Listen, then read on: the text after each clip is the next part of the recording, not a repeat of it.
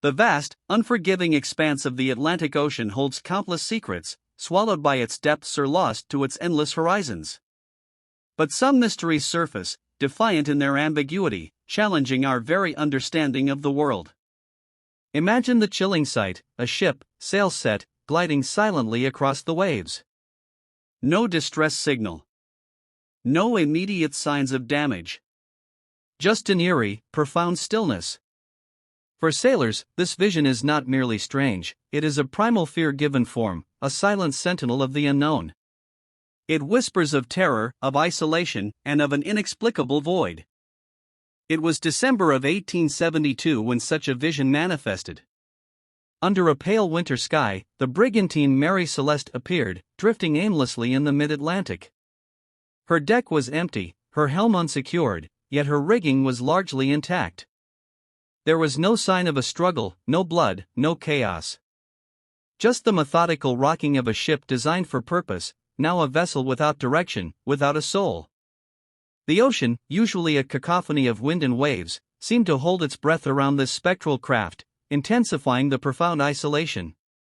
Every sailor knows the sea's temper, but this silence was far more unsettling. What followed was a slow, agonizing realization. A boarding party from a passing vessel, the Dei Grazia, cautiously stepped onto her deck. They found the ship's logbook, its last entry dated 10 days prior. Below deck, the cargo was untouched, food was on the table, and personal belongings were neatly in place. It was as if time had simply stopped, preserving a moment frozen in fear. The very absence of struggle made the disappearance even more terrifying, painting a picture of an instant, inexplicable event that left no opportunity for a fight, only for vanishing. The silence was absolute, suffocating, a true vacuum of human presence. Not a single passenger. Not a single crew member. Every soul aboard the Mary Celeste had simply vanished. No trace. No note. No explanation. How could an entire crew disappear from a perfectly seaworthy ship, leaving behind their very lives, their possessions, and their duties? This wasn't a wreck. This wasn't a sinking. This was an emptying. A profound, terrifying void left behind, filled only by the whisper of the wind through empty sails. The chilling implication was that whatever happened, it was sudden, complete, and utterly silent. More than 150 years later, nobody knows the answer. Before it became a phantom, the Mary Celeste was a ship of promise, albeit one with a challenging start. Constructed in Nova Scotia in 1861, she was initially christened Amazon. Her early years were marred by misfortune, including the death of her first captain, a collision, and various other mishaps. After a refit in 1869, she was sold to American owners, renamed Mary Celeste, and re-registered in New York. By all accounts, she was a sound vessel, well-maintained, and ready for the rigors of transatlantic voyages. Her very existence represented human ambition against the wildness of the sea, a fragile hope now overshadowed by dread. At her helm was Captain Benjamin Briggs, a highly respected and experienced mariner from a long line of seafaring men. Briggs was known for his calm demeanor, his religious piety, and his meticulous attention to safety. He was not one to take unnecessary risks. On this fateful journey, he was joined by his wife, Sarah, and their 2-year-old daughter, Sophia. Also on board were 7 seasoned crew members, handpicked by Briggs himself. This was not a voyage of desperate men, but of a professional captain, a family seeking adventure, and a trusted team. They sailed with purpose, not with a premonition of terror. The Mary Celeste departed from Staten Island, New York, on November 7, 1872, bound for Genoa, Italy. Her cargo was 1,701 barrels of denatured alcohol, a valuable, though flammable, commodity used for fortifying wine. The voyage was anticipated to be a standard transatlantic crossing, taking approximately 2 months. Captain Briggs had every reason to expect a smooth journey, having sailed these routes many times before. The initial weeks were uneventful, marked by the typical rhythm of life at sea. There was no foreshadowing, no dark omen, just the steady progress of a ship carrying its human cargo toward an unimaginable fate. The normalcy of their departure only amplifies the horror of their vanishing. 3 weeks after the Mary Celeste set sail, another brigantine, the Dei Grazia, also departed from New York. Coincidentally, her captain, David Morehouse, was a personal friend of Benjamin Briggs. On December 5, 1872, as the Dei Grazia traversed the vast emptiness of the Atlantic, a lookout spotted a ship about 6 miles off their port bow. Her sails were strangely set, and her movement was erratic, almost like a wounded bird. The oddness immediately drew Captain Morehouse's attention. A seasoned seaman could sense when something was profoundly amiss on the open sea. This ship was not behaving as it should, stirring a deep unease within the crew of the Dei Grazia. A quiet dread began to spread. As the Dei Grazia drew closer, the bizarre tableau of the Mary Celeste grew more unsettling. Her sails were partially furled, some torn, but she was not sinking. There was no visible damage from storm or collision. No flag of distress flew from her mast. The silence was the loudest sound. No shouts, no activity on deck. Just the creak of timber and the slosh of waves against her hull. It was clear this wasn't a normal vessel adrift, it was something far stranger, far more ominous. The sense of foreboding intensified with every fathom they closed, building a profound sense of isolation and fear in the approaching sailors. Morehouse ordered a boarding party, led by his first mate, Oliver Devoe. Their approach was cautious, filled with a growing sense of dread. As Devoe and his men stepped onto the Mary Celeste's deck, they were met by an unnatural quiet. The first thing they noticed was the lack of any crew. The second was the general disarray, yet not devastation.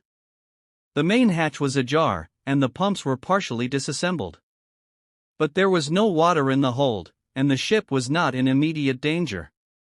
This wasn't a desperate evacuation, it was a profound and inexplicable absence, as if life itself had simply been lifted from the vessel, leaving behind only echoes. Below deck, the scene was even more perplexing. The captain's cabin was undisturbed, with Briggs' pipe still resting on his bunk and his sextant neatly in its case. Sarah Briggs' sewing machine sat idle, a half-finished garment nearby. In the galley, food was prepped, suggesting a meal had been interrupted, but not violently. Personal effects, clothing, boots, and even a child's toy, were all accounted for. Nothing of value seemed to be missing. This wasn't a robbery. This wasn't a struggle. This was a snapshot of normal life, suddenly, inexplicably, and completely abandoned. The domesticity made the void even more chilling, a haunting reminder of lives that simply ceased to be there. But one crucial element was missing, the ship's only lifeboat. It was gone, and the davits used to lower it were swung out, indicating it had been deployed, not lost in a storm. A rope, usually used to secure the boat, was found cleanly cut, suggesting a deliberate and urgent departure. The last entry in the logbook, dated November 25, placed the Mary Celeste west of the Azores, 10 days before her discovery. The ship's chronometer and navigational instruments were also gone, often taken during an emergency. This wasn't just an abandonment, it was a carefully orchestrated evacuation, for reasons unknown. The decision to leave was decisive, yet devoid of any trace of struggle or explanation, amplifying the fear.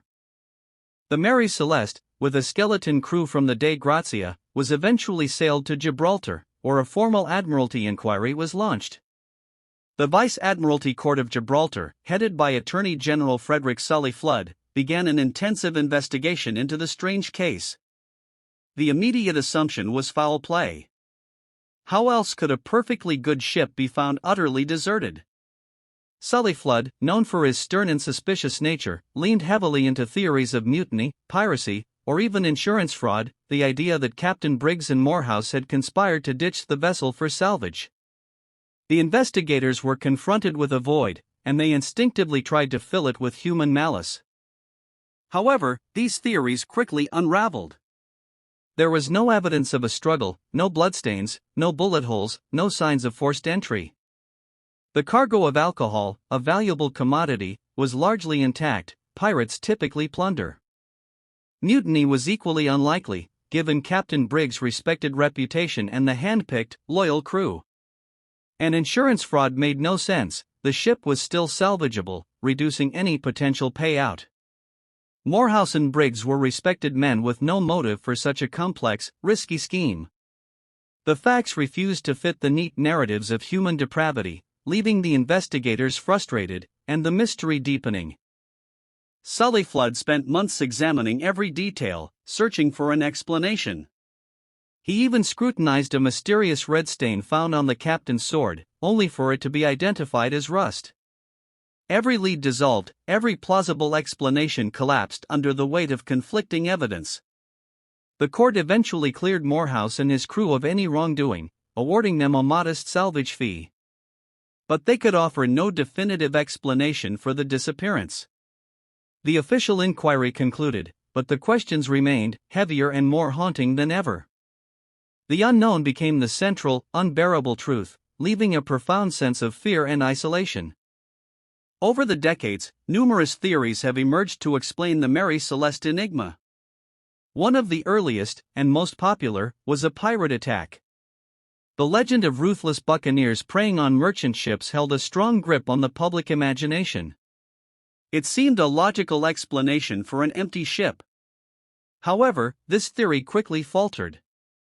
As the investigation showed, no valuables were taken, and there was no evidence of a struggle or forced entry. Pirates would have ransacked the ship and likely left a trail of violence. The Mary Celeste's orderly abandonment directly contradicts the typical brutality of a pirate raid, making it an unlikely explanation for such a chilling, bloodless vanishing. Another common theory pointed to mutiny. Perhaps the crew, for some unknown reason, turned on Captain Briggs and his family, murdering them and then escaping in the lifeboat. But this too seemed highly improbable. Briggs was a well-respected captain, not prone to tyranny, and his crew was hand-picked and reportedly loyal. The orderly state of the captain's cabin and the lack of any struggle on deck further undermined this gruesome scenario. Mutinies typically leave behind a scene of chaos and violence. The Mary Celeste offered only an eerie, pristine emptiness, which is far more terrifying than any bloody conflict. The idea of internal betrayal failed to account for the complete, silent disappearance. A more scientifically grounded theory emerged decades later, the alcohol vapor explosion hypothesis. The Mary Celeste was carrying 1,701 barrels of industrial alcohol.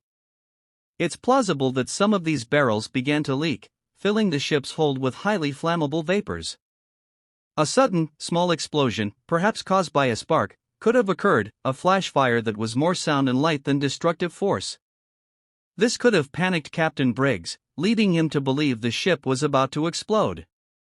In a desperate, rational act to save his family and crew, he might have ordered an immediate evacuation into the lifeboat, intending to wait for the fumes to disperse. This scenario perfectly explains the lack of damage to the ship, and the urgency of their departure, yet leaves the lingering fear of an unseen threat. Another compelling, yet terrifying, natural explanation is the rogue wave. These colossal, unpredictable waves can appear seemingly out of nowhere, often dwarfing the largest ships. A rogue wave could have struck the Mary Celeste with immense force, perhaps knocking a crew member overboard or severely damaging a part of the ship, causing immediate alarm. In the chaos, Captain Briggs might have ordered everyone into the lifeboat, tethering it to the ship to ride out the immediate danger. However, a sudden shift in wind or an unexpected snap of the rope could have severed their connection, leaving the lifeboat and its occupants adrift and lost to the vast, indifferent ocean. The raw power of nature, turning a rescue into a death sentence. Perhaps it was a combination of factors. A severe squall, coupled with the real fear of leaking alcohol vapor, could have led to a moment of collective panic. With heavy seas and the perceived threat of an explosion, Briggs may have made the snap decision to abandon ship temporarily. The lifeboat would have been lowered, everyone on board, tethered to the Mary Celeste, waiting for the danger to pass. But the treacherous Atlantic, unforgiving and ever-changing, could have violently separated them. A broken rope, a sudden gust, or a capsized lifeboat, and in an instant, the crew and family would have been lost, leaving the Mary Celeste to drift on, a silent testament to their desperate, fateful decision. This confluence of threats explains the immediate evacuation, yet still leaves the chilling void of their ultimate fate. And then there are the theories that transcend the rational. The Mary Celeste has, for over a century, been inextricably linked with the supernatural. Tales of sea monsters, alien abduction, or even a temporal rift opening on deck have been whispered in taverns and printed in sensational tabloids. While these explanations offer little in the way of concrete evidence, they tap into a primal human fear, the fear of the utterly inexplicable, of forces beyond our comprehension. The ship's haunting emptiness, the profound silence of the disappearance, lends itself to the notion that something truly otherworldly occurred. For some, the only explanation for such a perfect, untouched void is that it was not of this world. The story of the Mary Celeste is more than a historical footnote, it is a permanent scar on the canvas of maritime history. A ship, found without its crew, its cargo untouched, its valuables pristine, yet every human soul aboard irrevocably gone. For 151 years, the ocean has held its breath, guarding the secret of Captain Briggs, his family, and his crew. Their absence remains a chilling testament to the sea's power to take, to erase, and to keep its mysteries locked away forever. The Mary Celeste continues to drift through our collective consciousness, a haunting reminder that some questions have no answers, and some disappearances leave only an echoing void. The Mary Celeste remains one of history's greatest unsolved mysteries. We may never truly know what happened in the vast, indifferent expanse of the Atlantic that December. Was it a calculated risk gone wrong? A sudden, terrifying natural event? Or something else entirely, something beyond human comprehension? The ship's empty decks, its undisturbed cabins, and the silent, overwhelming absence of life continue to captivate and haunt us. The facts are clear: a ship was found, its contents intact, but its people were gone, forever. What do you believe happened to the Mary Celeste? Share your theories in the comments below. Perhaps, together, we can keep the legacy of this haunting enigma alive.